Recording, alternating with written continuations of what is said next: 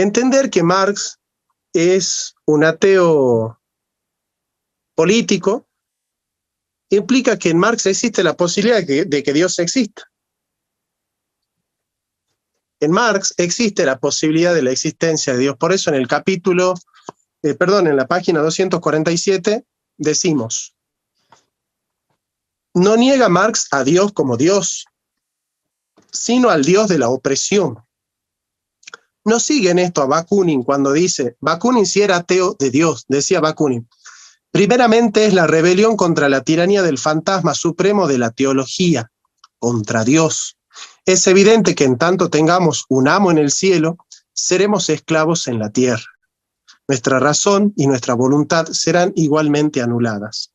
En tanto que creamos deberle una obediencia absoluta y frente a un Dios no hay otra obediencia posible, deberemos por necesidad someternos pasivamente y sin la menor crítica a la santa autoridad de sus intermediarios y de sus elegidos. Claro, cuando una iglesia dice viva Cristo Rey, está diciendo vivan aquellos que administran el poder de Cristo en la tierra.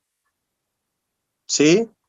Es decir, Dios no tiene poder en la tierra, en el cielo, si su iglesia no tiene poder en la tierra.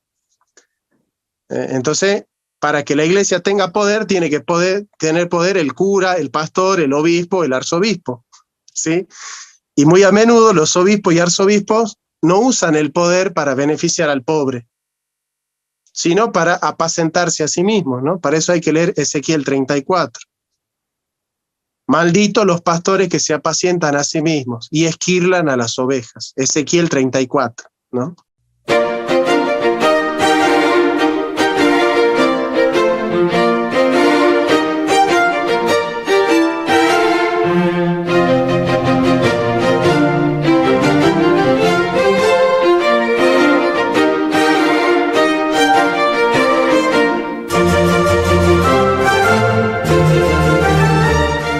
De hacer filosofía, ¿no? Porque hoy vamos a ver un tema bien complicado. El ateísmo de Marx. Y para eso vamos a estudiar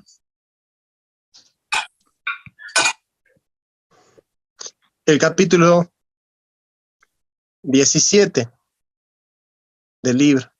¿Sí? VoiceOver pronuncia las descripciones de los ítems de la pantalla y permite controlar. Jesús, creo que tienes el micrófono encendido. Bien. Bueno, Israel, mi buen amigo de México, ¿cómo estás?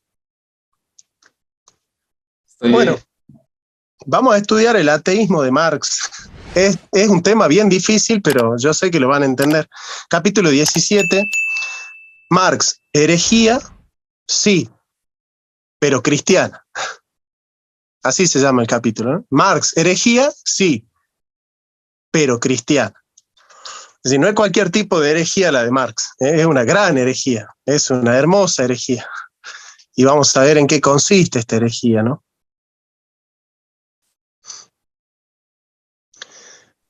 Fíjense la frase con la que comienza el capítulo. ¿Alguien tiene el libro en sus manos? ¿O en PDF? ¿Y quiere leer la frase con la que comienza el capítulo?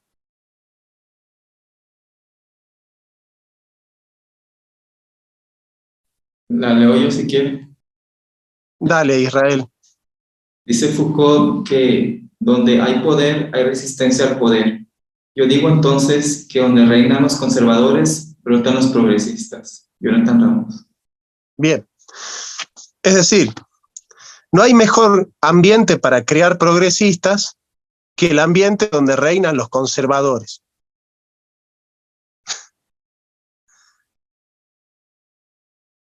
¿Qué es un gato el que tenés, Alonso, atrás?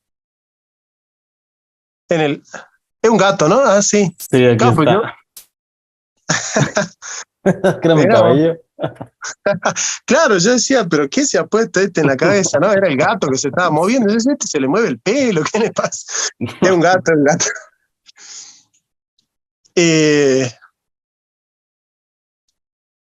Se los digo por experiencia, yo trabajo en una institución donde se enseña religión.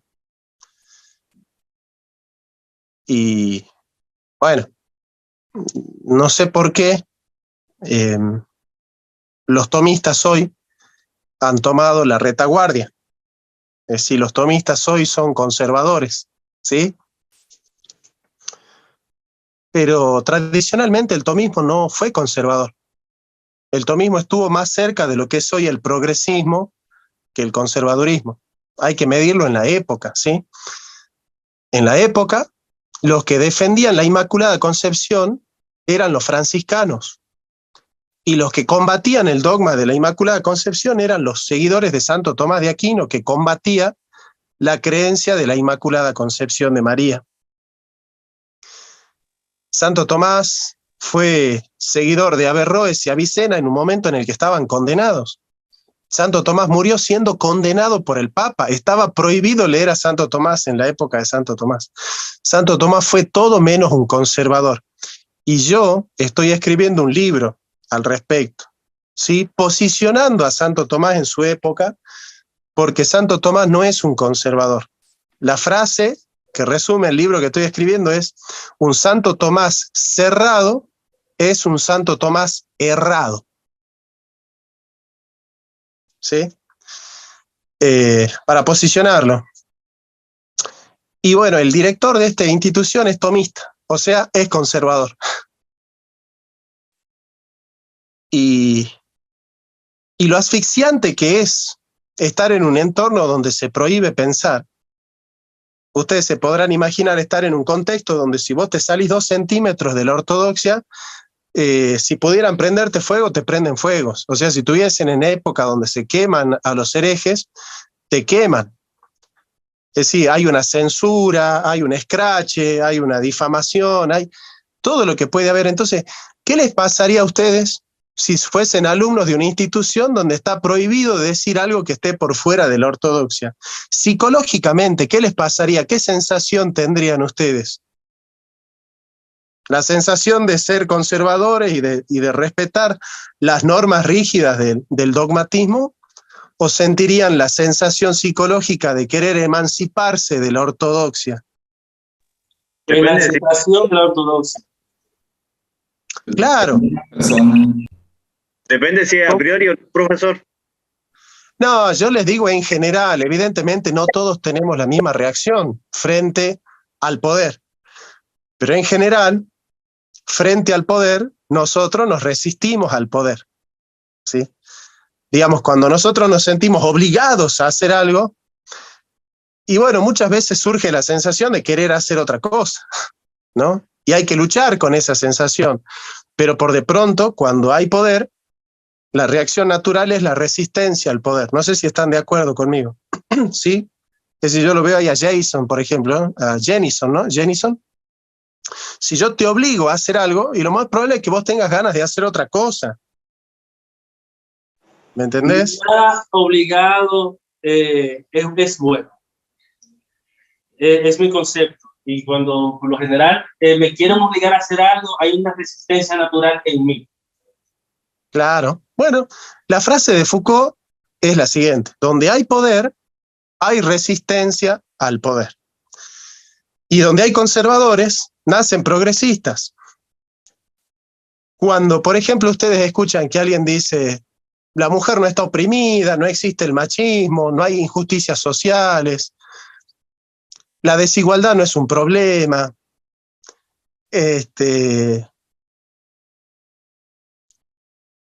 y tantas cuestiones que son bastante reaccionarias y conservadoras, y claramente el contexto es diferente, ¿no? Hoy el contexto no es un contexto en el cual nosotros vamos a defender la familia, la vida y los valores, siendo conservadores. ¿Por qué? Porque nosotros hacemos un diagnóstico del occidente cristiano y nos damos cuenta que el occidente cristiano tiene buenas raíces, pero que se fueron desviando, ¿no? Que se fueron distorsionando.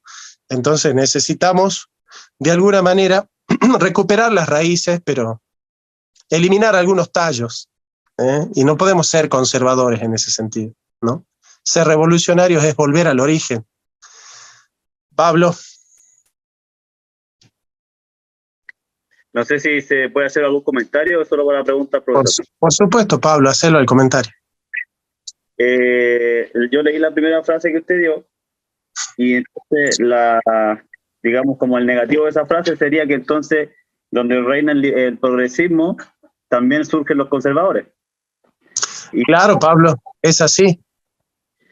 Y la pregunta que usted hizo acerca de que si es como natural cada vez que hay una imposición rebelarse contra la imposición, yo diría que cuando hay una inercia, cualquier freno que se oponga a la inercia va a generar un roce entre el freno y el movimiento que se venía trayendo. Cuando no hay movimiento, si usted pone un freno, por deducción no hay roce. Entonces, yo no pienso que cuando hay una imposición sobre algo o alguien, haya necesariamente un acto de rebeldía frente a eso, sino que se produce por dos cosas. Primero, si hay una inercia, es decir, si hay una tradición que sustente el que yo haga constantemente algo y cuando me dicen otra cosa, entonces yo me rebelo. Y lo segundo es por la ignorancia. Porque por eso yo le decía que a priori, si es a priori, yo sí me rebelaría porque no entiendo el por qué. Ahora, si es a posteriori, queda en la razón el entenderlo y luego, si uno quiere y no es obstinado, aceptar lo que ya está. ¿Me entiendes? Eso es como el comentario. Sí, sí, claro, claro. Por eso te digo, sacando al margen las coyunturas, ¿no? A priori, uno lo que tiende a hacer es rebelarse, ¿no? Cuando se siente oprimido, cuando se sabe y se siente oprimido, pero bueno, la mayoría de las personas no se saben ni se sienten oprimidas, entonces no se rebelan. ¿Alguien puede pasar el texto en PDF en la pantalla? Así leemos un poco y aquellos que no tienen el texto pueden ir leyendo.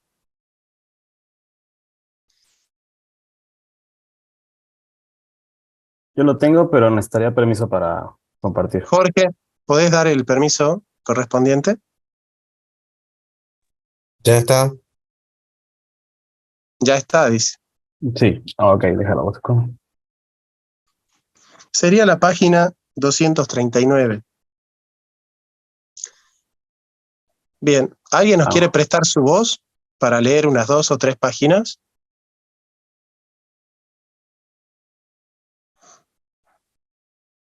No, yo no tengo problema en leerlo yo, pero no me gusta mi voz. Entonces, prefiero escuchar a alguien más.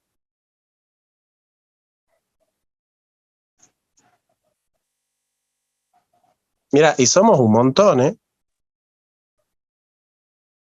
Bueno. Creo que el que ¿Voy está yo? compartiendo soy yo, Jonathan. Sí, Sebas, ¿querés leer vos? ¿O Sí, Jesús? ¿Quiere que lo lea? Sí. Dale. Bueno, dice, entre los malentendimientos que circulan, no hay quizás otro más difundido que la idea del materialismo de Marx. Se supone que Marx creía que la principal motivación psicológica del hombre es su deseo de ganancias y de bienestar económico y que su búsqueda de las utilidades máximas constituye el principal incentivo de su vida personal y de la vida de la especie humana. Como complemento de esta idea existe el supuesto igualmente difundido de que Marx descuidó la importancia del individuo, de que no tenía respeto ni comprensión por las necesidades espirituales del hombre y que su ideal era la persona bien alimentada y bien vestida, pero sin alma. La crítica de la religión que hace Marx se considera idéntica a la negación de todos los valores espirituales, y esto parece aún más evidente a los que suponen que creer en Dios es la condición de toda orientación espiritual. Esta imagen de Marx discute también su paraíso socialista como la sede de millones de hombres sometidos a una todopoderosa burocracia estatal que han renunciado a su libertad aunque puedan haber realizado la igualdad. Estos individuos, materialmente no satisfechos, han perdido su individualidad y han sido transformados en millones de robots y autómatas uniformados, conducidos por una pequeña élite de líderes mejor alimentados. Baste decir por ahora que esta imagen popularizada del materialismo de Marx, su tendencia antiespiritualista, su deseo de uniformidad y subordinación, es totalmente falsa. El fin de Marx era la emancipación espiritual del hombre, su liberación de las cadenas del determinismo económico, su restitución a su totalidad humana, el encuentro de una unidad y armonía con sus semejantes y con la naturaleza. La filosofía de Marx fue, en términos seculares y no teístas, un paso nuevo y radical en la tradición del mesianismo profético. Tendió a la plena realización del individualismo, el mismo fin que ha guiado al pensamiento occidental desde el Renacimiento y la Reforma hasta el siglo XIX. Karl Marx es un semita descendiente de rabinos de 400 años de tradición. Asocia el capitalismo con un sistema indoeuropeo que está sostenido por una religión fetiche basada en los dioses del cielo. La total cosificación, inversión y el absurdo es el capital como capital, que rinde interés compuesto y aparece como un Moloch, reclamando el mundo entero como víctima ofrecida en sacrificio, Opfer, en sus altares. Los que proceden como si la humanidad estuviese disponible como medio para el capital, estos tienen un mismo propósito y entregarán su poder y su autoridad a la bestia, y que ninguno pudiese comprar ni vender sino el que tuviese la marca o el nombre de la bestia, o el número de su nombre. Apocalipsis 17:13 y 13:17. Texto citado en el capítulo 1, capítulo 2. Sí, libro 1, capítulo 2. Libro 1, capítulo 2. El capital aparece como Moloch porque en pos de ese dios capital se sacrifican vidas humanas. Este sacrificio es la metáfora del infierno, y edificaron altares a Baal, los cuales están en el valle de Ben Hinnom, para hacer pasar por el fuego a sus hijos y sus hijas a Moloch, lo cual no les mandé, ni me vino al pensamiento que hicieran esta abominación para hacer pecar a Judá. El valle de Ben Hinnom se convirtió en el Gehenna, el lugar donde se quemaba la basura y donde se arrojaban los muertos, el mismo infierno. Enrique Dussel, en sus primeros escritos, diseña una distinción entre dos núcleos ético-mítico-ontológicos divergentes, fruto de dos experiencias colectivas distintas: el humanismo helénico, la estructura intencional indoeuropea, y el humanismo semita, frente al ser común indoeuropeo, centrado en lo eterno, en lo mismo, en el punto de vista ubicuo de la fusis estable, divina, descorporizada, monista, trascendente y por ende productora de una noción teóricamente inconsistente de bien común.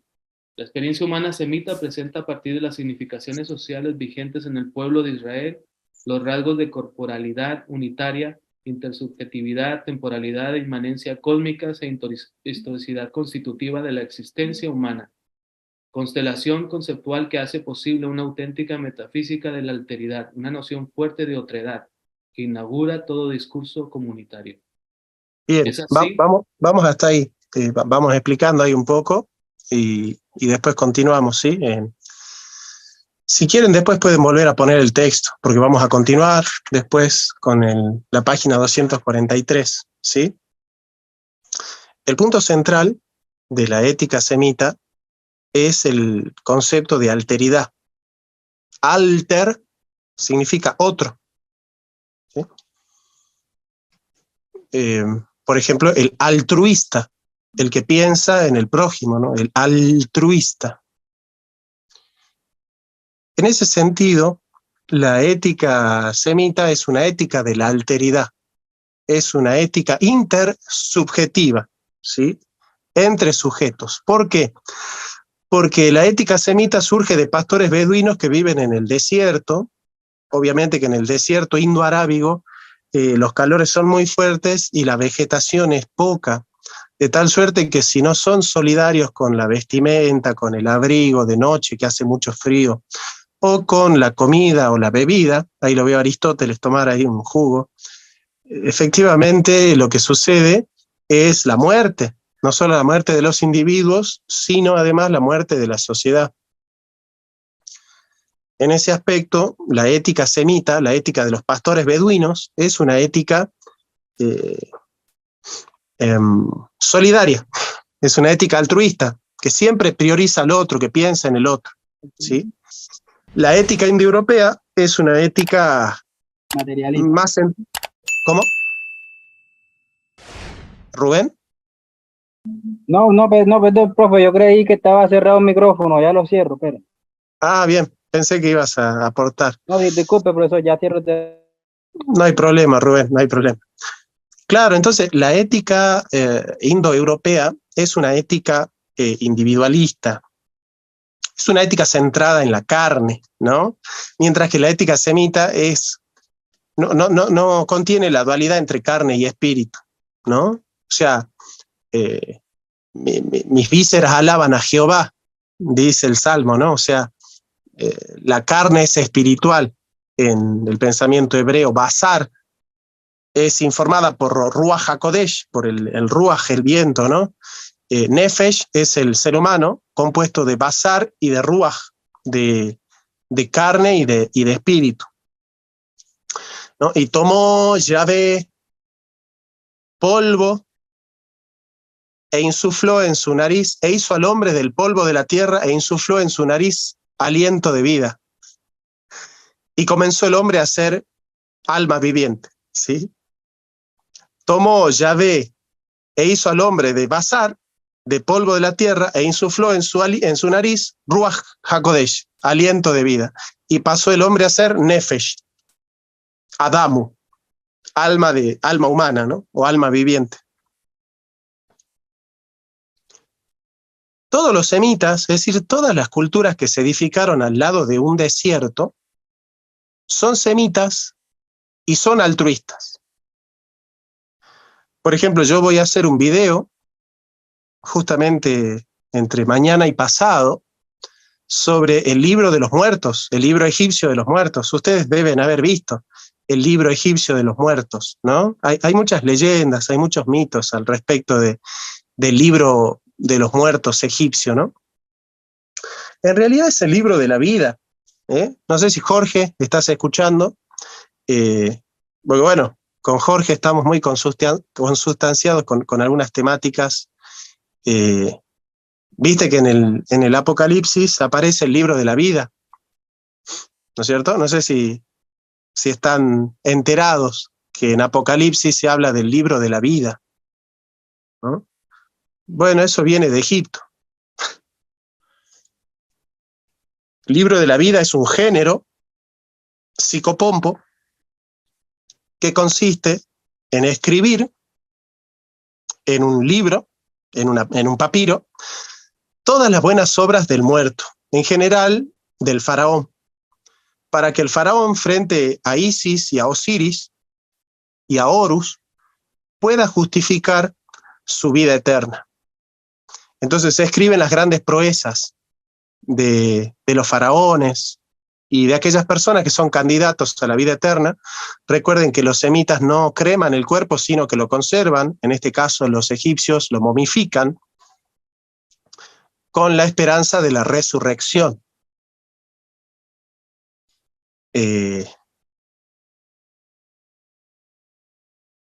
Bajo ese aspecto, Osiris, que es el dios de la justicia, se hace como una balanza, ¿no? Osiris, dios de la justicia, le pregunta al faraón, ¿qué has hecho para merecer la vida eterna?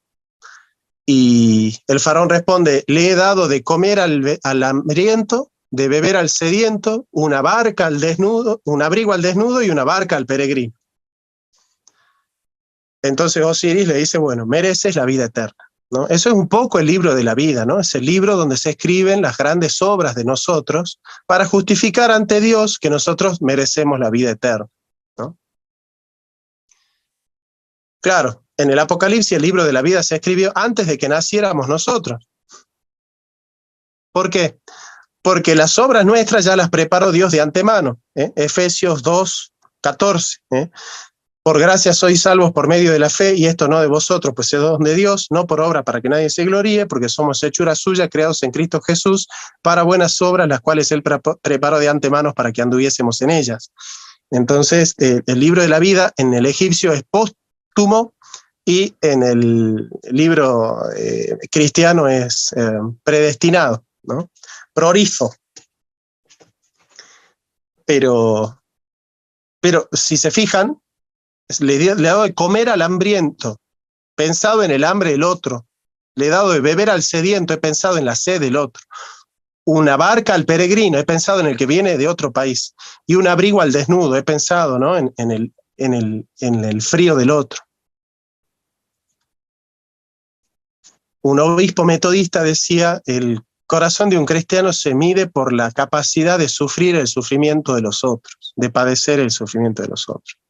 Y Federico Pagura decía, mi hambre es un problema material, pero el hambre de mi prójimo es mi problema espiritual. Entonces, ahí tenemos que la ética cristiana, la ética semita, es una ética de la alteridad. Vengan, benditos de mi Padre, porque tuve hambre y me dieron de comer, tuve frío y me abrigaron, tuve sed y me dieron de beber, estuve solo y me visitaste. Fui forastero y me ayudaste. ¿Se dan cuenta? Es un semita, piensa en la alteridad. Platón y Aristóteles jamás mandan a darle de comer al pobre. No hay un solo versículo donde Aristóteles o Platón estén preocupados por el pobre, por la desigualdad, por la pobreza, por la marginación, por el desnutrido, por el esclavo, por el oprimido. ¿Se dan cuenta? Es decir, es otra clase de ética, la ética indoeuropea.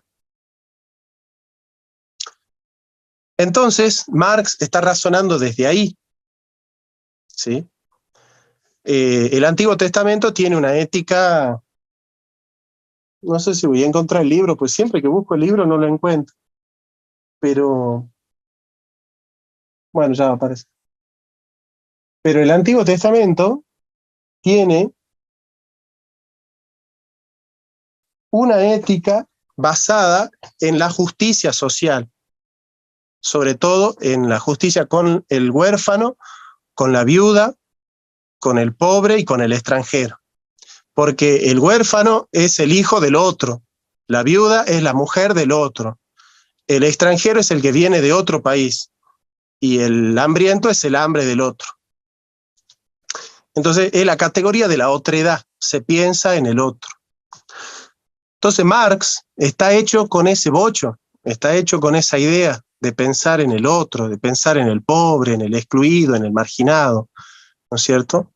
Y concibe al burgués como un Moloch, como un indoeuropeo, como un dios que pide la sangre de los niños, que pide la sangre de los pobres, que explota al pobre, que explota al extranjero. Esa es un poco la dinámica.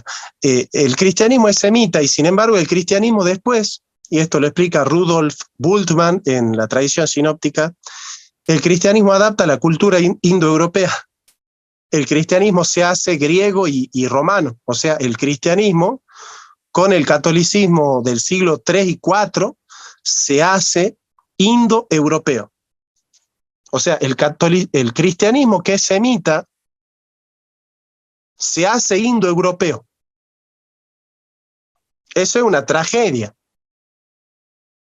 Es una tragedia. O sea, una cultura hebrea, semita, se hace indoeuropea. O sea, una cultura profética se hace de la liberación, se hace opresora. Y con Teodosio y con Constantino se legitima el sacro imperio romano que va a culminar con Carlomagno, las reformas carolingias del siglo VIII. Es decir, el catolicismo bendice la opresión del pobre, de la mujer, del extranjero, del huérfano, de la viuda y del marginado. Y comienza a explotar al pobre. ¿A través de qué? De los impuestos, de la servidumbre, del vasallaje y de las indulgencias. Entonces los curas, sobre todo los obispos, comienzan siendo grandes terratenientes que tienen vasallos. Y ser cura era tener plata, era tener poder político. Te asegurabas un puesto social siendo cura. La iglesia comienza a tener una teología de la opresión y a ser el fundamento del Estado. Es decir, el imperio gobierna a la gente por derecho divino. O sea que la iglesia bendice la opresión. Es por eso que algunos católicos trasnochados, sobre todo mexicanos, con perdón de los mexicanos, no sé si hay un mexicano por acá, bueno, mi amigo Israel, ¿no es cierto? Hablan de ¡viva Cristo Rey! ¿Quién puede poner la imagen de Cristo Rey en la pantalla? Pongan Cristo Rey, ¡viva Cristo Rey! Pongan, y pongan imágenes, y pongan la primera imagen que aparece de Jesús. Vamos a ver si es el campesino, si es el pescador de Galilea, o es la imagen de Diocleciano. Alonso puede ponerla. Ah, perdón, Jorge, no sé si... A veces Jorge atiende a sus hijitas, entonces por ahí no, Sí, no se tiene... puede, está habilitado para todo, ¿eh? Ah, listo. A ver, Israel, a ver si lo haces. Pongan, viva Cristo Rey. Y pongan la primera imagen que aparece. Cuando ustedes ponen viva Cristo Rey, ponen en imágenes la primera imagen que aparece. Y vamos a ver si el catolicismo es indoeuropeo o es semita.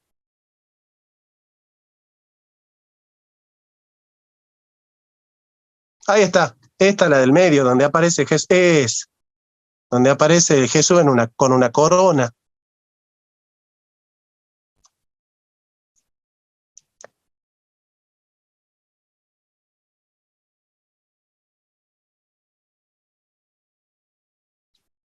¿Lo ves ahí abajo? Ahí en el medio.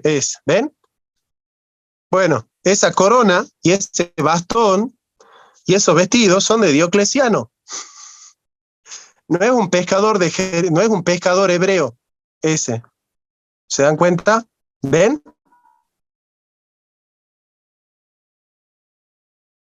Tiene la vestimenta de un emperador romano.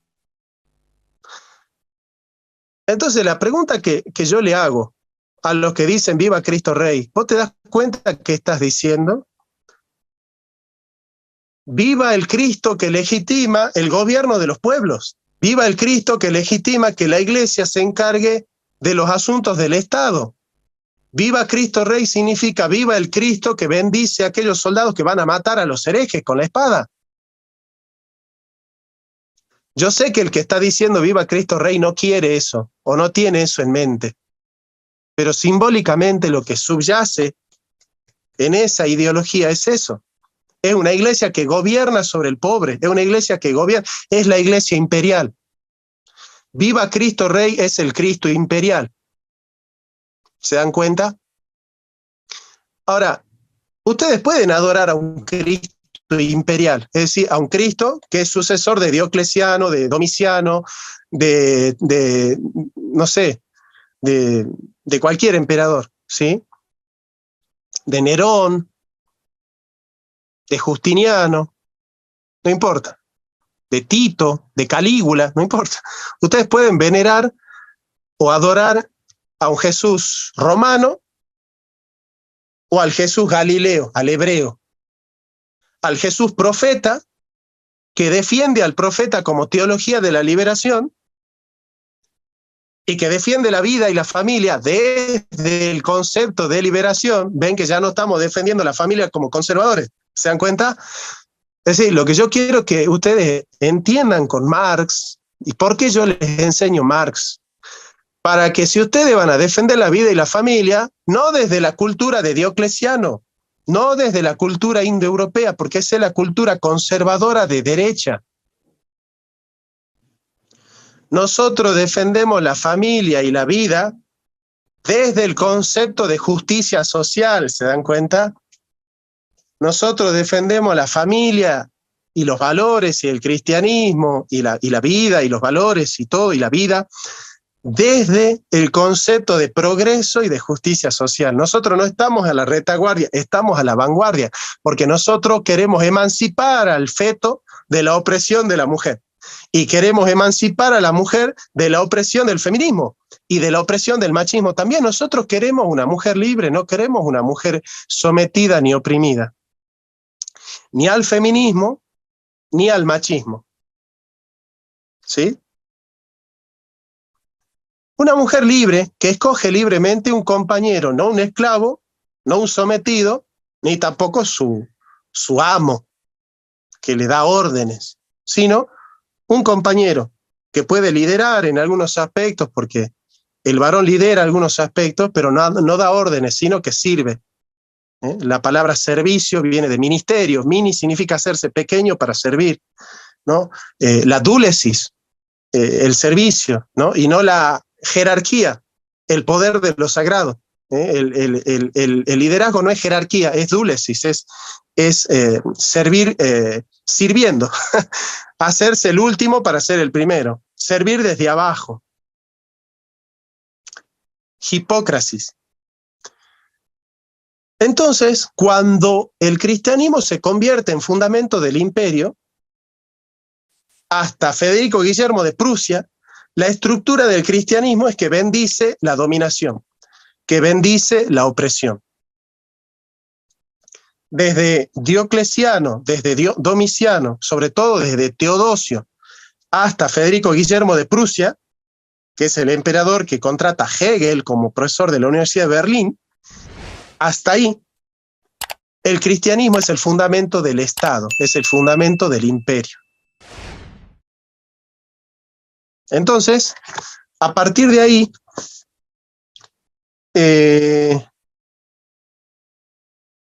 vamos a leer entonces, vamos a poner de nuevo el texto en pantalla, en la página 243, y vamos a continuar leyendo. Esta vez podés leer vos, Sebastián, si querés, ¿sí? Veamos si aparece.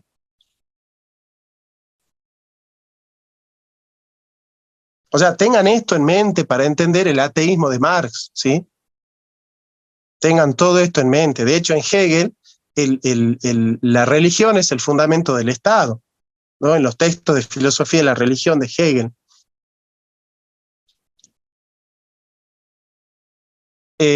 ¿Quién pone el texto, Alonso? ¿O quién Sí, era sí, el ya que lo pongo, estaba ya lo poniendo, pongo. Israel? A ver. Página 243, ¿no? Recuerden entonces, página 243. Eso. El ateísmo de Marx no es ontológico. Él no combate las pruebas de la existencia de Dios. El de él es un ateísmo político. Niega la epifenomenicidad de los principios que establecen en la comunidad las religiones del cielo, de los dioses del cielo, los que buscan el ascetismo para el pobre y el goce para el burgués. Los dioses del cielo son los dioses de los valores se encarnan en la vida, pero no son la vida misma. Los dioses de la tierra son los dioses de los pobres, de los que solo tienen su fuerza de trabajo. Yahvé se presenta abiertamente y sin subterfugios es él. Dios verdadero por ser el Dios de la liberación. Su manifestación por excelencia fue en la lucha contra el faraón en Egipto. Pero, ¿quién es Baal 33? ¿Y por qué aparece en la tradición como el archienemigo de Yahvé? Es lógico suponer que el enemigo del Dios de la liberación sea el Dios de la legítima dominación. Y veremos más adelante que Baal fue efectivamente el Dios de los dominadores. En efecto, Baal era un dios de la fertilidad y se le rendía en un culto orgiástico. Dice el profeta Oseas: haré cesar el regocijo, sus fiestas, sus novilunios, sus sábados y todas sus solemnidades. Arrasaré su viñedo y su higuera de los que decía: ellos son mi salario, que me han dado mis amantes. ¿Sigo? Yahvé representaba los intereses de los campesinos, cuyo producto era repudiar la dominación del Estado asiático. Baal, detrás de su atractiva máscara como donante de la abundancia, legitimaba los intereses del Estado, que en las sociedades de Palestina constituían la clase dominante. Pero posteriormente el culto orgiástico de Baal se introdujo en el mismo culto de Yahvé, la inversión de la que hablará Marx también. Había entonces que discernir en el culto de Yahvé el culto fetichista de Baal. Yo desprecio vuestras fiestas, no me gusta el olor de vuestras reuniones solemnes. Aparta de mi lado la multitud de tus canciones, no quiero oírla salmodia de tus arpas, que fluya así el juicio como agua y la justicia como arroyo perenne. Termina Pixley escribiendo: la lucha contra la mistificación de la dominación de unos sobre otros no comenzó cuando Marx desenmascaró al fetiche del capital. El cielo es el lugar de Dios. Los hombres estamos en la tierra y debemos humanizarnos y asumirnos en ella. Aunque nuestra patria es el cielo, el lugar donde vivimos esa patria es en este, no negado, no alienado, sino estrictamente asumido como vida real vivida.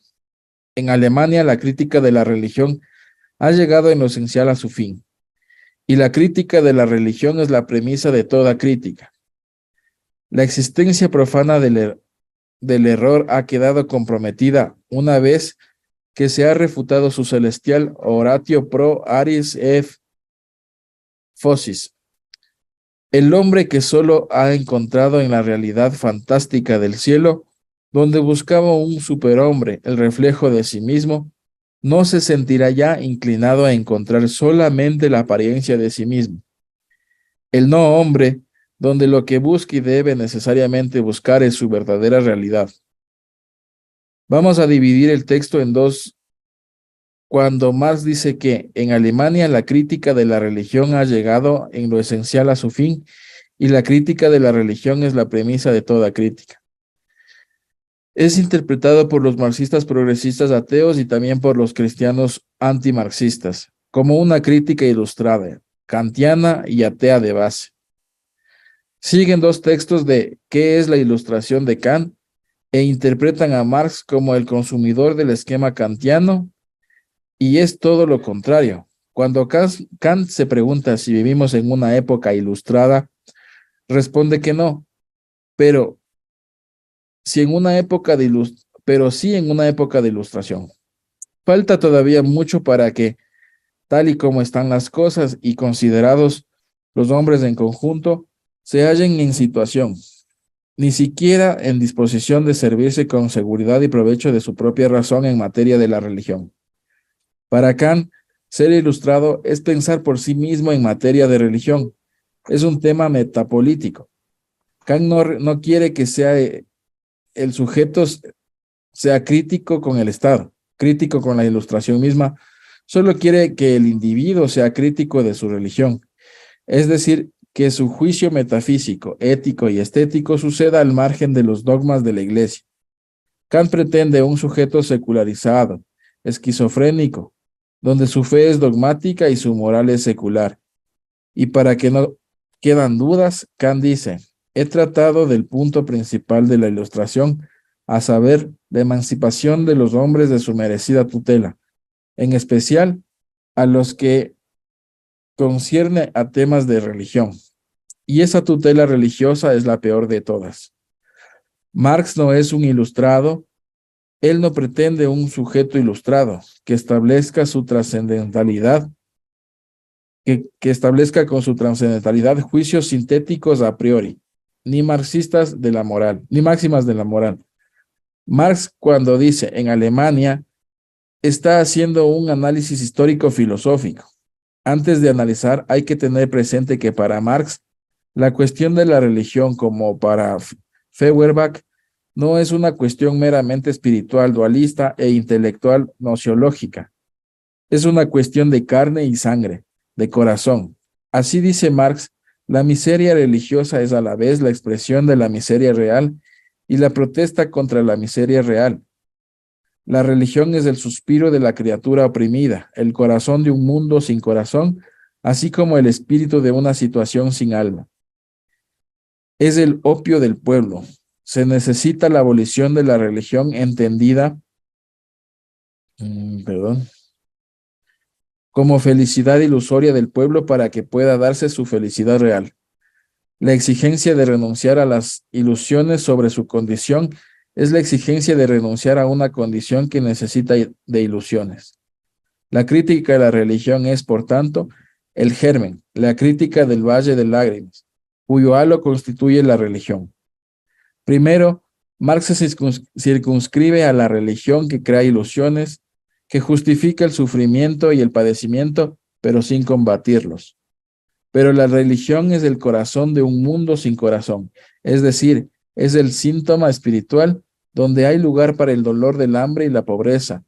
La injusticia en el sistema capitalista duele porque aún hay religión. Entonces, para Marx, la crítica de la religión es a la religión que justifica y consolida la desigualdad forjada por el Estado burgués. No es una crítica atea, científica o ontológica. A Marx no le preocupa que Dios exista o no exista. Le preocupa que un Dios fetichizado se coloca con la exterioridad del hombre como formato de deber, de obediencia absoluta al hombre. La religión kantiano-hegeliana es la que sospecha del cura, pero es obediente del Estado. Marx invierte la fórmula, solo vale ser obediente a Dios, pero no a los hombres. Bien, vamos viendo hasta ahí. ¿Se dan cuenta que el ateísmo de Marx no es un ateísmo ontológico? Marx en ningún texto de alguna manera combate lo que son las 5 vías de Santo Tomás de Aquino, ¿sí? Lo que hace Marx es decir, mi crítica religiosa es mi crítica a esta religión que existe acá. Esta religión cristiana que está acá me lo oprime al trabajador, me lo oprime al obrero. Entonces yo tengo que, para atacar al Estado, tengo que atacar el fundamento del Estado, que es la religión. Recuerden el famoso capítulo 13 de los Romanos, ¿no? Sométase toda persona a la autoridad, porque no hay autoridad que no venga de Dios. Y el que resiste a la autoridad, a lo establecido por Dios resiste. Bueno, ese texto es utilizado siempre que se quiere gobernar al cristiano, ¿no? De hecho, en la época de Marx ya la mayoría de los trabajadores no eran cristianos, así que no tenían por qué someterse a lo que dice la Biblia tampoco, ¿no? Entonces, entender que Marx es un ateo político implica que en Marx existe la posibilidad de que Dios exista. En Marx existe la posibilidad de la existencia de Dios. Por eso en el capítulo, en la página 247 decimos, no niega Marx a Dios como Dios, sino al Dios de la opresión. No sigue en esto a Bakunin cuando dice, Bakunin sí era ateo de Dios, decía Bakunin. Primeramente es la rebelión contra la tiranía del fantasma supremo de la teología, contra Dios. Es evidente que en tanto tengamos un amo en el cielo, seremos esclavos en la tierra. Nuestra razón y nuestra voluntad serán igualmente anuladas. En tanto que creamos deberle una obediencia absoluta y frente a un Dios no hay otra obediencia posible, deberemos por necesidad someternos pasivamente y sin la menor crítica a la santa autoridad de sus intermediarios y de sus elegidos. Claro, cuando una iglesia dice viva Cristo Rey, está diciendo vivan aquellos que administran el poder de Cristo en la tierra. ¿Sí? Es decir, Dios no tiene poder en la tierra, si en el cielo, si su iglesia no tiene poder en la tierra. Entonces, para que la iglesia tenga poder, tiene que tener poder el cura, el pastor, el obispo, el arzobispo. ¿Sí? Y muy a menudo los obispos y arzobispos no usan el poder para beneficiar al pobre, sino para apacentarse a sí mismos, ¿no? Para eso hay que leer Ezequiel 34. Malditos los pastores que se apacientan a sí mismos y esquirlan a las ovejas. Ezequiel 34, ¿no?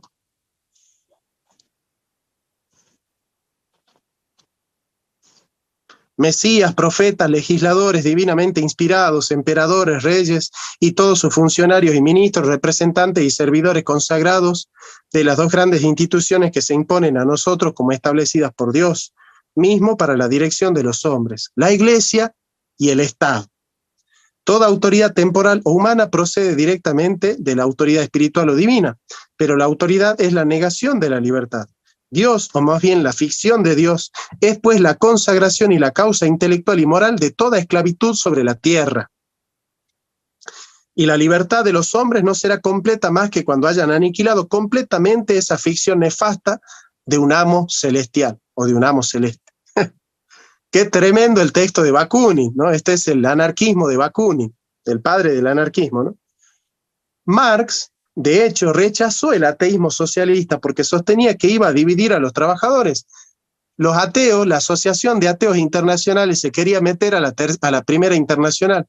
Y Marx le dijo, no, yo no quiero ateos en el movimiento.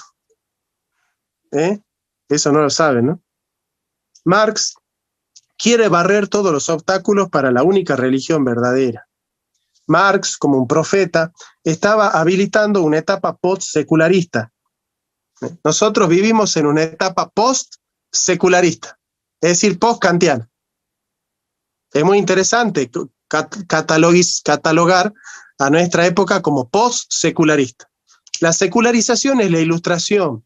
Desde la caída del muro de Berlín se ha vuelto a hablar de Dios, y desde la pandemia también. Nosotros vivimos en una etapa post-secular. Es muy interesante. ¿Qué es la tercera etapa de lo que Panikkar llama cristianía? Marx dice, por tanto pensaba Thomas Müntzer, el cielo no es de otro mundo. Hay que buscarlo en esta vida. Y la tarea de los creyentes consiste en establecer aquí en la tierra ese cielo que es el reino de Dios. Marx, Luchas campesinas en Francia, tomo 7, página 353. Si el reino de Dios es darle de comer al hambriento y de beber al sediento, visitar al solo y al enfermo, entonces Marx, que desea todo esto, es un mesiánico, un materialista mesiánico. Eso es Marx, un materialista mesiánico. ¿Y qué otro filósofo fue materialista mesiánico? A ver, ustedes que son mis alumnos preferidos. ¿Qué otro filósofo importante del siglo XIX y sí, del siglo XX fue materialista mesiánico? Capaz que Jorge es el único que sabe, a ver. Lo dice el libro, pero no recuerdo. Ah, ¿el libro dice? Ah, bueno, sí, claro. Acá está escrito en el libro. Bueno, hagan trampa. Claro. Walter Benjamin. Ese es el que iba a decir. Walter Benjamin era el que escribió tesis de filosofía de la historia. Es un materialista mesiánico, al igual que Marx. El fundador de la escuela de Frankfurt, porque la nueva izquierda no nace de la escuela de Frankfurt, ¿sí? No repitan eso que dicen algunos muchachitos por ahí, de que la nueva izquierda nace de la escuela de Frankfurt, ¿sí? La nueva izquierda nace en Francia con el neo-hegelianismo, el neo-heideggerianismo de la escuela del Mayo francés.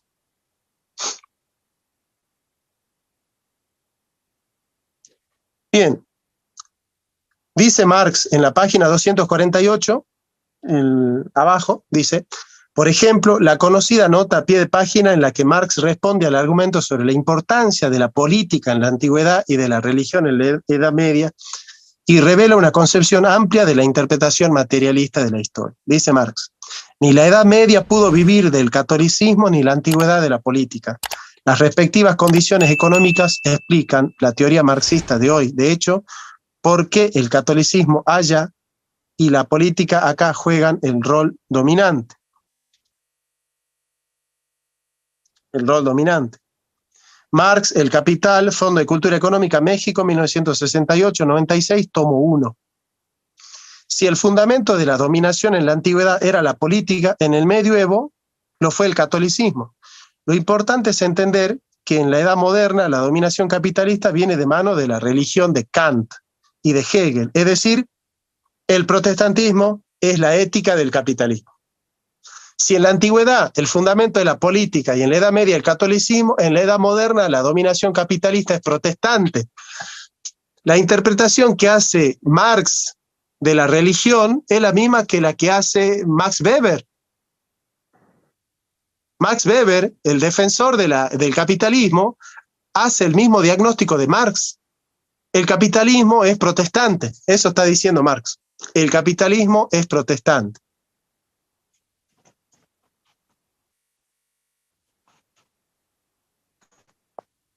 El culto al dinero tiene su ascetismo, su autoabnegación, su autosacrificio. La economía y la frugalidad, desprecio por lo mundano, placeres temporales, efímeros y fugaces, el correr detrás del eterno tesoro.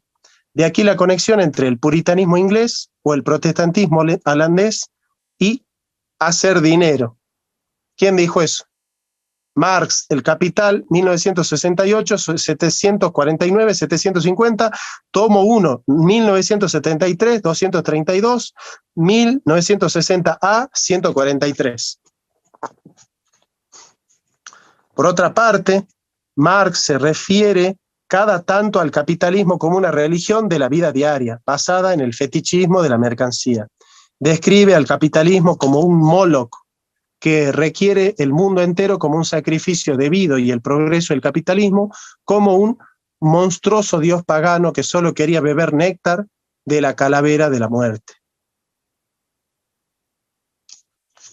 Bueno, hay mucho para leer, obviamente ustedes tienen que leer el capítulo, ¿sí?, para poder entender cabalmente el ateísmo de Marx, pero yo creo que les di elementos suficientes, queridos amigos, para entender que el ateísmo de Marx no es un ateísmo ontológico.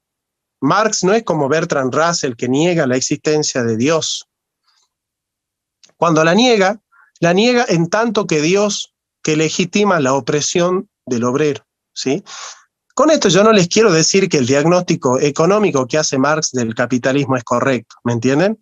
Marx se equivoca al hacer un diagnóstico económico del sistema capitalista. Es decir, yo no quiero defender la economía marxista. Yo estoy presentando una ética marxista, que es una ética que está en contra de la opresión. Ahora díganme ustedes, ¿un liberal está a favor del Estado o está en contra de la opresión del Estado? Hoy, ¿qué les parece? Bueno, Rubén, lo dijiste con el micrófono apagado, ¿verdad? Pero te leí los labios, ¿eh?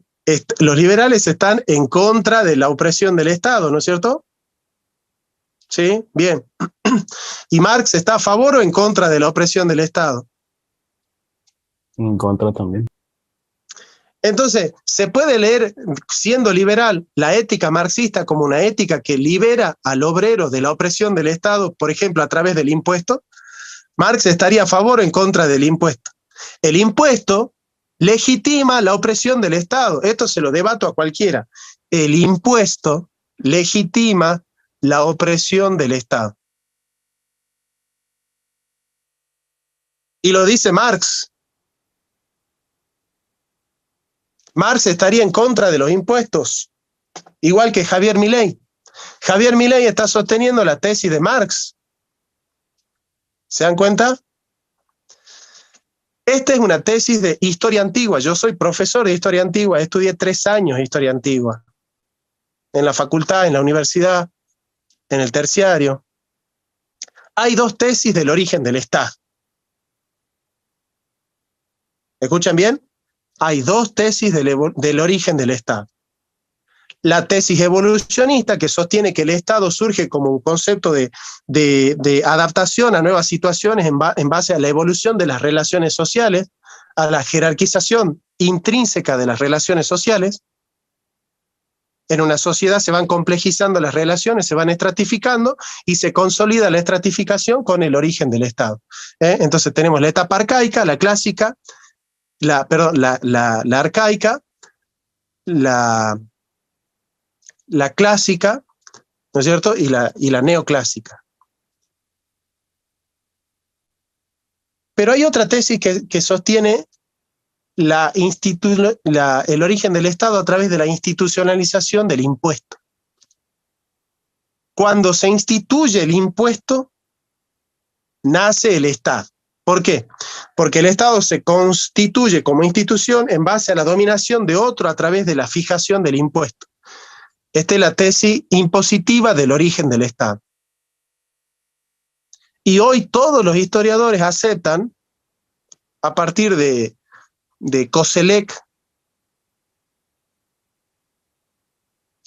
que el origen del Estado es la institución del impuesto. Esencial al Estado es el impuesto. ¿Por qué? Porque el Estado tiene el monopolio de la fuerza. ¿Y qué significa la palabra impuesto? que te sacan plata a través del poder del Estado. Imponer, impuesto viene de imponer, es una imposición. El impuesto es una imposición. Me encanta la cara de Pablo, porque ahora Pablo, ¿ve? Porque Pablo ahora ya no va a defender la tesis liberal. Yo lo conozco a Pablo, ahora va a defender la tesis de la economía marxista. Yo lo conozco a Pablo.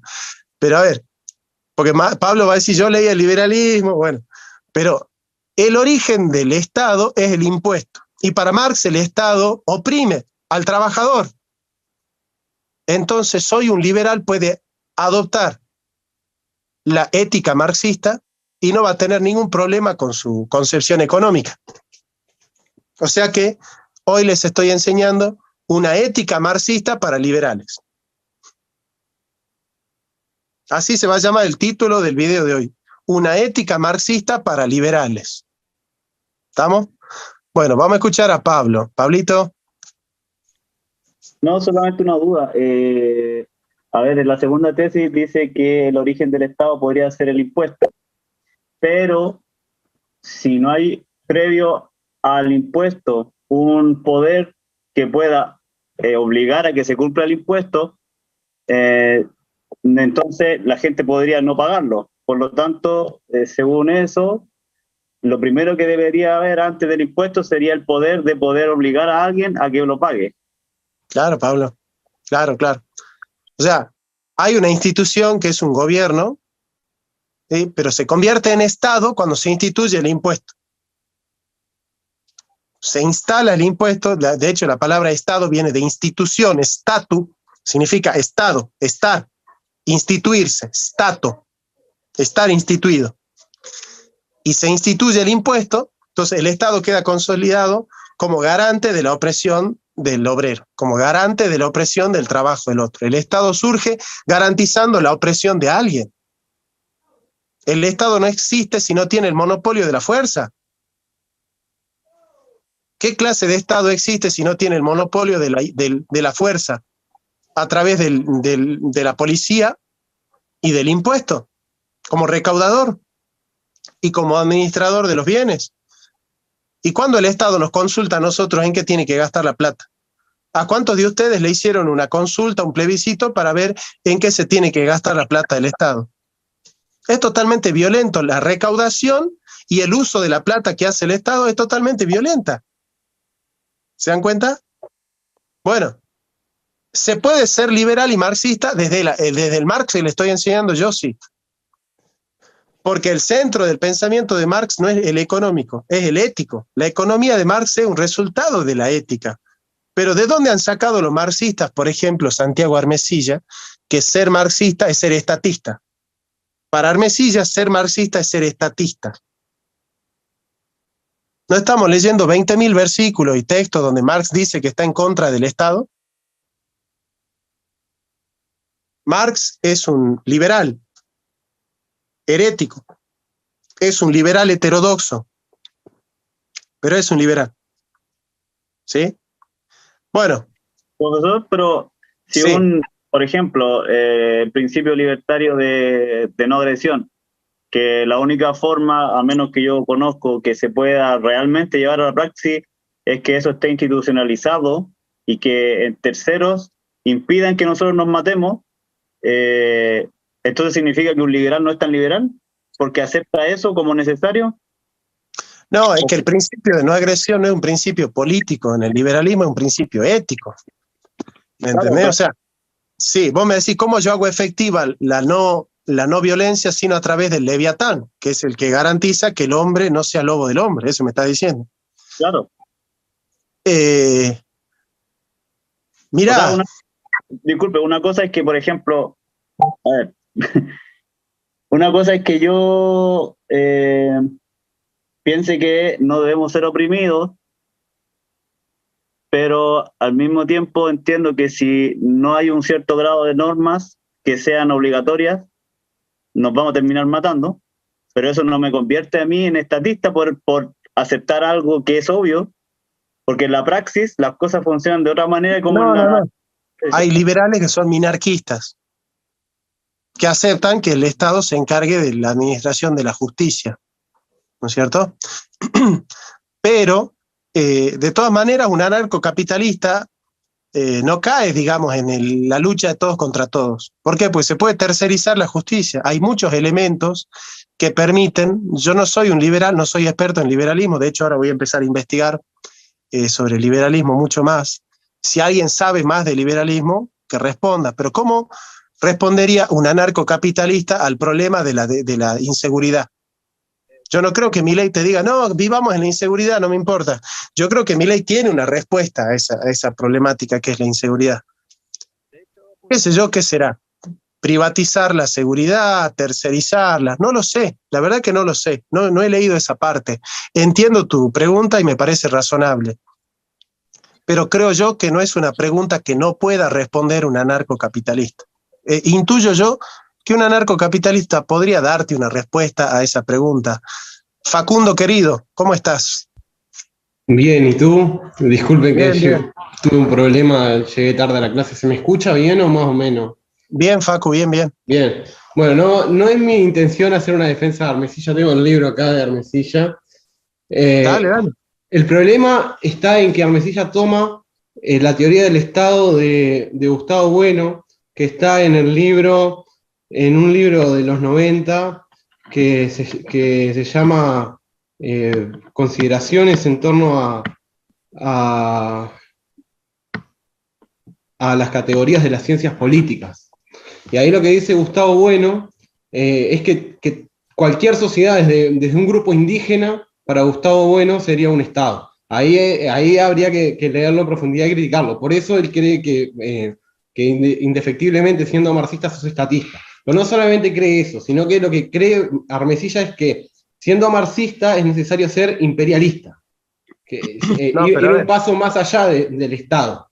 Y conjugar a los estados en ecúmenes civilizatorias. Y esto lo explica en este libro de él, que salió el año pasado, que se llama Bibliofonía y Socialismo, y en un artículo más corto, que está muy bueno, que yo lo recomiendo, para entender el pensamiento de Armesilla y para entender el pensamiento de Gustavo Bueno en torno a este tema, que se llama, que lo tengo acá el nombre, que se llama Las plataformas continentales, una visión geopolítica del mundo desde las coordenadas del materialismo filosófico de Gustavo Bueno, en la revista Nómadas, que después lo puedo buscar y está en internet, yo lo leí, que es lo que hace en ese artículo, explica cómo se podría organizar los imperios geopolíticos, los bloques geopolíticos en una comparación con las placas tectónicas, está interesante, y es lo que ahí explica por qué el marxismo y el socialismo, para constituirse, debería constituirse como un imperio. Ahí está la disyuntiva. Es eso nomás, un comentario. A ver, Facu, pero vamos a hacer un razonamiento a base del comentario. Según lo que vos me decís, para Gustavo Bueno, no para Marx, ¿no? Para Gustavo Bueno, toda sociedad es un Estado, eso dijiste. Con lo cual, Sí, ser socialista es ser estatista. Toda sociedad con gobierno es un Estado. Todo Estado toda sociedad que tenga un gobierno que controle un territorio y una población es un Estado. Claro, es que no hay sociedad que no tenga gobierno, porque siempre va a haber opresor y oprimido. Exacto. Entonces, de alguna manera, toda sociedad es un Estado, ¿cierto? Bien. Gustavo Bueno y Armesilla se llaman marxistas. Armesilla sí, Gustavo Bueno no. Bien. ¿Y el concepto de Estado que defiende Marx es el mismo que el de Gustavo Bueno? No, supongo que no. No. Si para Marx el Estado, a partir de la religión, oprime al obrero y quiere liberar al obrero de la opresión del Estado, es porque Marx no es un estatista. Sin embargo, Gustavo Bueno sí. Sí, Gustavo Bueno lo que va a decir es que no hay sociedad sin Estado. Perfecto. Y que lo que te va a decir es que cualquier oposición no es idealismo, te va a decir. No es una visión materialista, no es una visión realista. Eso es lo que te va a contestar un materialista filosófico. Así es. Bueno, en todo caso, Armesilla no será marxista, o será un marxista heterodoxo.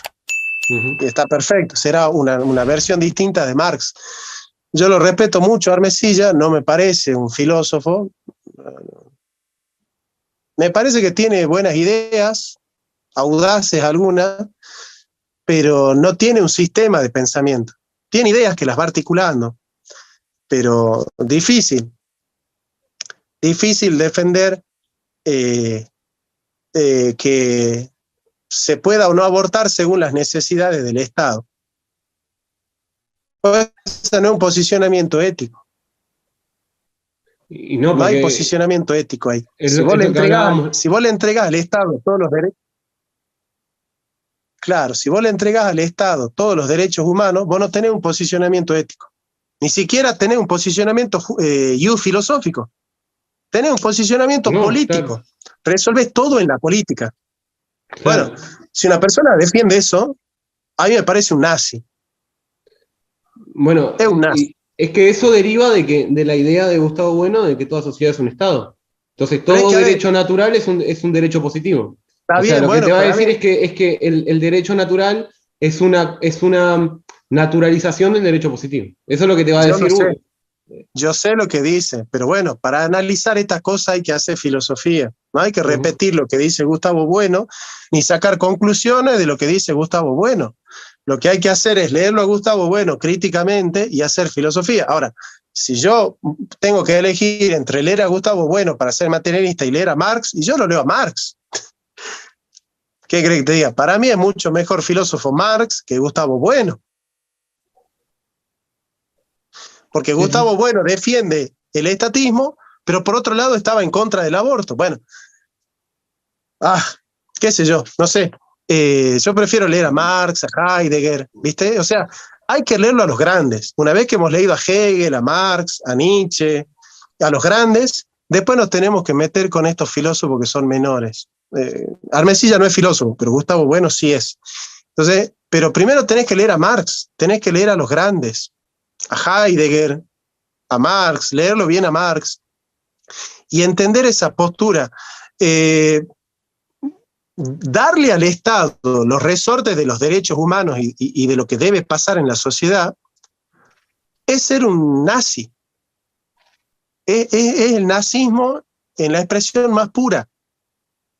Es el nazismo el que le da al Estado el derecho de tener la potestad de los derechos humanos. Y el concepto de derecho humano surge para protegernos de los abusos del Estado, justamente. Ese es uno de los conceptos fundamentales de los derechos humanos que nos defiende de ser agredidos por los poderes del Estado. ¿No es cierto? Entonces, porque si no, el Estado es dueño de la Constitución y también de los derechos humanos. O sea, el Estado es el monopolio de la fuerza total. Bueno, nadie puede hacer una revolución así. Estos son conservadores, estos son reaccionarios. Son conservadores. Tiene que pasar lo que tiene que pasar. Y tiene que pasar lo que dice el Estado que pase. Bueno, ese es el estalinismo más conservador que hay. Y bueno, pero nosotros somos... Perdón. Sí, te escucho, Facu. No, que lo que te dirían es que, bueno, que la revolución lo que tiene como finalidad es cambiar el derecho positivo del Estado y volver a instituir otro gobierno sobre el Estado. Eso es lo que te dirían, ¿no? Supongo. Claro, pero bueno. Si para vos todo lo que debe pasar sucede por las necesidades del Estado, no podés hacer nunca una revolución contra el Estado.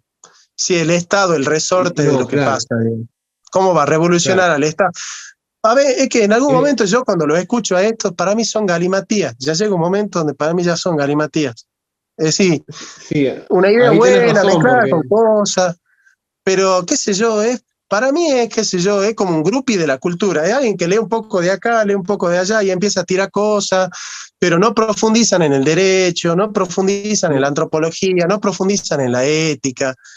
Yo los escucho a todos, ¿no? A Ernesto Castro, a Carlos Madrid, qué sé yo, hermano, no sé. La verdad que no sé. Ahí tenés razón, porque una revolución iría en contra de la autarquía del Estado, no tendría sentido, tenés razón ahí en eso que decís. Pero son conservadores, son conservadores. Armesilla se llama hispanista y es abortista. Está en contra del feminismo, pero es abortista. No hay nada más feminista que el aborto. A ver, qué sé yo, no sé, es que no es filósofo. Yo no le puedo pedir a Armesilla que arme un sistema filosófico si no es un filósofo. Yo lo entiendo, no le puedo pedir que arme un sistema filosófico. lo que sí me parece peligroso, ¿no es cierto?, es defender que, bueno, que los que estamos en contra del aborto somos utópicos, idealistas y que no tenemos sentido común. Porque acá el que decide si el aborto es o no es legal es el Estado y punto. Nada, me parece que es conservador, me parece que es un marxismo reaccionario, es un marxismo conservador. Me parece mucho más revolucionario Milei que Armesilla. ¿Qué cree que te diga? Me quedo con Milei. Me quedo con Milei, ¿viste? Me quedo con Milei. O sea, que un tipo te diga, mira, tiene que pasar lo que dice el Estado, el papi Estado, y se llame marxista, cuando Marx está en contra del Estado, y es un revolucionario. Marx es un humanista. Yo les estoy probando con todos estos capítulos que Marx es un humanista, no es un antihumanista. Sí, por eso tiene es una ética. Acá en este libro tiene mucha sintonía, vamos a decirlo así, con el régimen chino. Por supuesto, sí, es lógico. Son unos fachos, son fachos. Estos son fachos de verdad. Son fachos de verdad. Son fachos, no hay otra. No, Marx no es facho, Marx no es fascista. Marx es un humanista que cree en la libertad y que busca la emancipación del obrero de la opresión del Estado. Marx no es un fascista, estos sí son unos fascistas. Bueno, cada uno puede ser fascista como quiera, no hay problema, pero no se la den de revolucionarios, son fascistas y conservadores. Son fascistas y conservadores. Bueno, muchachos, ¿qué vamos a hacer? No me hagan hablar de Armesilla, es un compañero, está equivocado porque no sabe de filosofía, no hace filosofía. Entonces yo no puedo pedirle a Armesilla que haga buena filosofía porque no hace filosofía. Entonces, bueno, no hay que hablar de los compañeros. Es un compañero, está equivocado, ya tendrá la posibilidad de salir de la edad del pavo y entender que para hacer filosofía hay que meterse con la metafísica, con la ontología, con la antropología filosófica y dejar de ser una viuda de Gustavo Bueno. Para pensar hay que emanciparse de los maestros. Hay que pensar con el padre, pero sin el padre. Como dice Lacan, es con el padre, pero sin el padre. Y nosotros no somos una nota al pie de página de nuestros maestros. Nosotros tenemos que pensar por nosotros mismos. Si no, soy una viuda de Gustavo Bueno. Y uno está llamado a ser más, y la manera de honrar un maestro es superarlo al maestro, no ser una nota al pie de página de lo que dijo mi maestro. Yo tengo grandes maestros. En historia, al mejor historiador que conocí, que es Carlos Uriburu Rivas. ¿Yo cómo voy a honrar a Carlos? ¿Repitiendo lo que él dice o llevándolo a una instancia superior? Corrigiéndolo si tiene errores, perfeccionándolo, superándolo. Y en filosofía, a Julio Raúl Méndez. Y uno honra al maestro superándolo, no siendo una nota al pie de página de lo que dice tu maestro. Entonces, bueno, hay que ir a una concepción superadora de todas estas cosas. El estatismo tiene como etapa superior el imperialismo, y el imperialismo tiene como etapa superior el globalismo. Y la expresión más cruda del globalismo es el feminismo. Entonces vos no podés llamarte imperialista, estatista y globalista y decir que sos antifeminista, y decir que sos abortista, pero está a favor de la hispanidad. Si la hispanidad tiene que ver con principios y valores cristianos, y el principio y el valor cristiano más fundamental es el valor de la vida. ¿Cómo vas a ser hispanista y abortista? Globalista y antifeminista. Bueno, déjate de joder. Matías, te escuchamos. Sí, justamente yo sabía esa concepción de Marx que era bastante anarquista y radicalizado en su concepción, porque decía que el Estado era legitimar la opresión bajo la legalidad del monopolio de la fuerza. Pero ahora bien, yo he visto algunas dictaduras que son de índole bastante marxistas en la aplicación de sus ideas, pero se quedaron a medio camino de eliminar el poder del Estado, porque cuando llegaron a tener ese poder tal de corromperse como si fuera el Führer en el caso del nazismo, es como que dijeron, no, yo ya llegué al pináculo de la cima aplicando las ideas marxistas, pero no quiero salirme de acá y legitimo la opresión. O sea, soy un marxista estatista al ser dictador. Y se convierten en la nueva oligarquía, como el Politburó en la Unión Soviética. Exacto. Se convierten en la nueva casta. Exacto, por ejemplo, Corea del Norte. Por ejemplo, Corea del Norte, Xi Jinping. Sí, porque él dijo que no son comunistas ellos e inventó una ideología que se llama Juche, que es un comunismo humanitario que le exalta los valores del hombre y también tiene esas raíces humanistas, como dice Marx. Sí, pero no son humanistas y no exaltan ningún valor, son fascistas, ¿Sí? Les llamemos fascistas, son fascistas. Exacto. Pues yo les digo, entre Hermesilla y Milei, yo hoy estoy con Milei. ¿Qué quieren que les diga? Yo estoy con Milei, porque por lo menos Milei tiene coherencia con sus principios.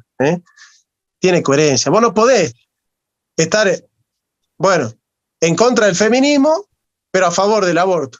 Dejate de joder. Vamos con Alonso, a ver, Alonso querido. Bueno, cambiando un poco el tema de esta parte de Marx.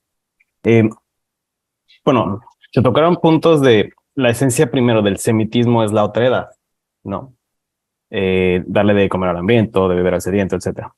Y también tenemos el punto en donde la secularización empieza a tomar terreno a partir, a reclamar más terreno a partir de la filosofía de Kant hacia enfrente. Quería hacer como una observación y no sé si estoy en lo correcto, nada más no sé, era como algo que me vino. O sea, entiendo con lo poco o casi nada que sé de Kant, que según su teoría del conocimiento, no es el objeto lo que conocemos, sino nuestra mente la que lo determina de manera a priori.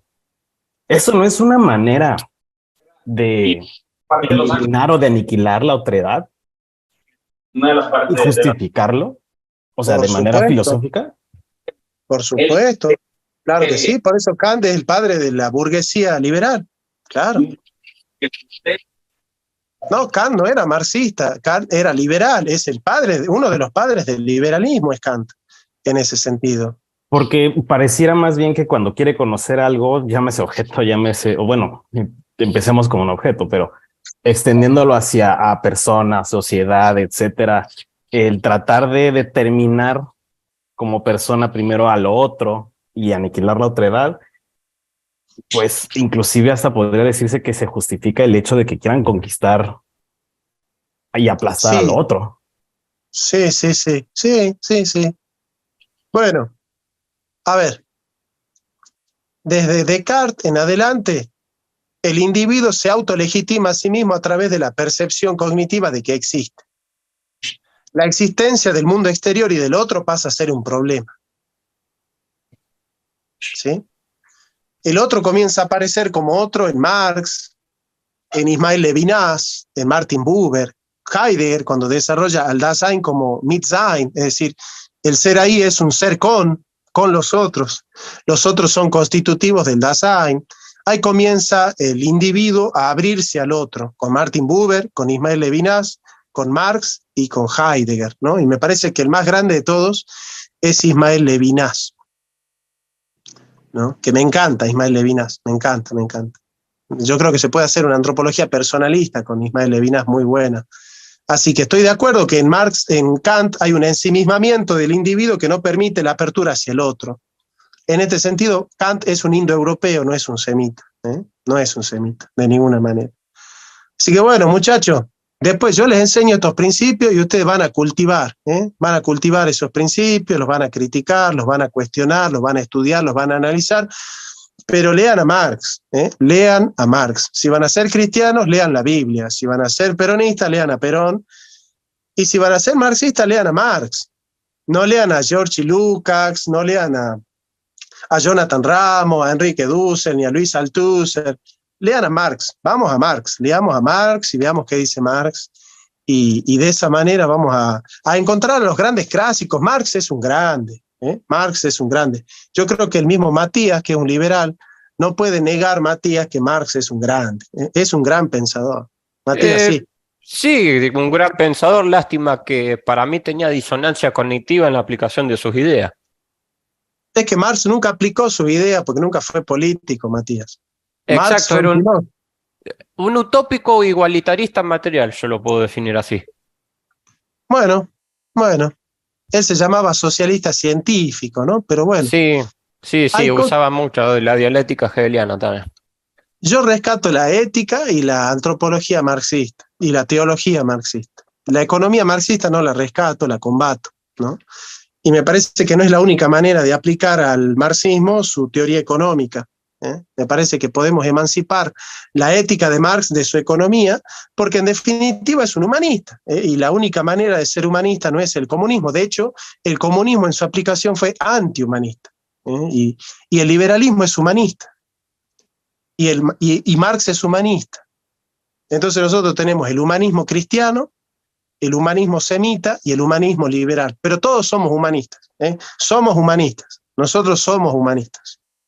Nosotros sabemos que los principios y valores están hechos para el hombre y no el hombre para los principios. Y sabemos que el hombre es un fin y no un medio. Para Armesilla, el hombre es un medio y el fin es el Estado. Para nosotros, el hombre es un fin en sí mismo, porque las cosas tienen precio, son un medio. El hombre tiene valor, es un fin en sí mismo. Entonces, nosotros rescatamos la dignidad humana como fundamento de la ética y de la política. Eso es lo que nos hace a nosotros humanistas, y por eso nosotros podemos rescatar a Jesús y llamarnos hispanistas con derecho, y por eso podemos defender los principios y valores, y llamarnos revolucionarios, porque hacemos la revolución de la paz y del amor como el Papa Francisco. No hacemos la revolución desde el Estado. Nosotros no hacemos la revolución desde arriba para abajo. Lo único que se hace de arriba para abajo es un pozo. Todo lo demás se hace de abajo para arriba. Desde las relaciones sociales, desde las comunidades libres, desde aquellos espacios intermedios, desde aquellas comunidades organizadas donde el pueblo se asocia, podemos hacer la revolución del pueblo, donde tenemos un gobierno obediente de un pueblo libre. Un gobierno obediente de un pueblo libre, que no tiene nada que ver con el estatismo. Nosotros, los peronistas, no somos estatistas, porque nosotros sabemos que a los resortes de la política los desarrolla el sector privado. Es el sector privado el que produce riqueza. ¿Conocen alguna vez algún estado que haya producido riqueza? Lo que producen riqueza es el sector privado, porque el sector privado es el que invierte. El Estado no puede invertir porque el Estado no produce riqueza, el Estado administra riqueza. El Estado no puede invertir, el que invierte es el sector privado y es el que desarrolla la economía, es el que motoriza la economía. Entonces, ningún humanista puede ser estatista, de ninguna manera. Por eso el liberalismo no es estatista, ¿eh? Bueno, muchachos, les mando un fuerte abrazo, ¿eh? Cuídense, ya me han hecho decir demasiado. ¿Puedo Sí, decir una Facu, cosa dale, más? dale. Voy a Facu. enviar una cita de un pensador uruguayo que es pariente mío, pero no sé de dónde. Creo que es uno de los hermanos de mi bisabuelo, perdido por ahí, que se llama Servando Cuadro, que escribió en el semanario Marcha, que era un semanario tercerista acá en Uruguay, que tiene unos escritos sobre el socialismo y la emoción religiosa del comunismo, y lo voy a pasar para el Telegram, así lo leen. Así que... Dale, pasalo al Telegram y lo disfrutamos con todo gusto. Lo estoy tratando de rescatar al hombre porque es un olvidado de acá, un enterrado de este país, entonces lo estoy tratando de rescatar, entonces voy a mandar ahí. Muchas gracias. Facu. Dale, gracias, Facu. Bueno, Chango, un fuerte abrazo, cuídense y pasen un lindo domingo del Señor, cuídense mucho. Hasta luego. Muchas gracias. Chao.